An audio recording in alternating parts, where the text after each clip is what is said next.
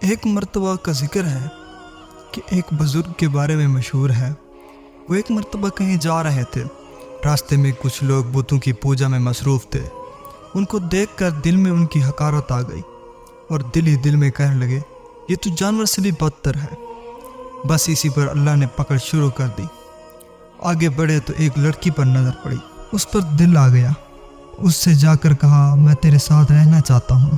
اس نے کہا، میرے والد سے بات کرو۔ انہوں نے اس کے والد سے بات کی تو اس نے کہا، میں 2 شرطوں پر میں لڑکی سے تمہاری شادی کروں گا۔ ایک شرط یہ ہے کہ تم عیسائی بن جاؤ، دوسری شرط یہ ہے کہ میرے خنزیر ہیں، ان کو چرانا ہوگا۔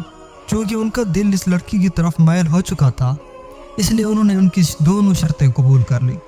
عیسائی بن گئے۔ بہت دنوں بعد ان کے پاس ایک شخصیت آئیں جو کہ علامہ شبلی تھے۔ وہ عیسائی بن چکا ہے، خنزیر چرا رہا ہے۔ تم کو کوئی آیت یاد بھی ہے؟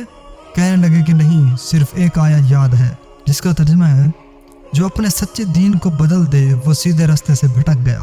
پھر شبلی رحمہ اللہ نے دریافت کیا کہ حدیث میں سے کچھ یاد ہے؟ انہوں نے کہا، ہاں، صرف ایک حدیث یاد ہے۔ نبی اکرم صلی اللہ علیہ وسلم نے فرمایا، جو مرتد ہو جائے اسے قتل کر دو۔ پھر ان پر اللہ کا فضل ہوا۔ شبلی رحمۃ اللہ علیہ نے انہیں سمجھایا تو دوبارہ اسلام لے آئے۔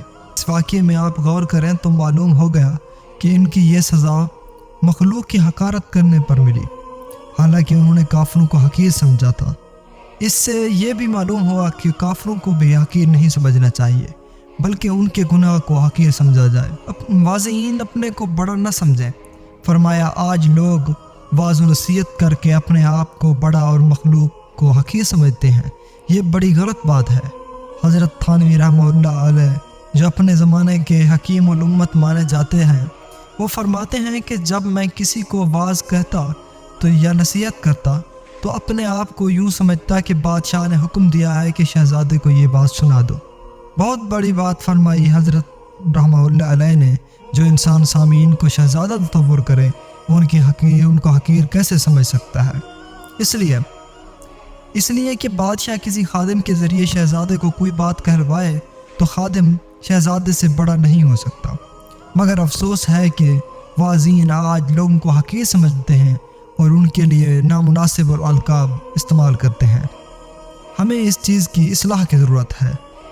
یہ جس بزرگ کے بارے میں فرمایا گیا ہے، یہ حضرت عبداللہ ادلسی رحمہ اللہ علیہ تھے، جو حضرت شبلی کے ساتھیوں میں سے ہیں اور حافظ حدیث بھی تھے۔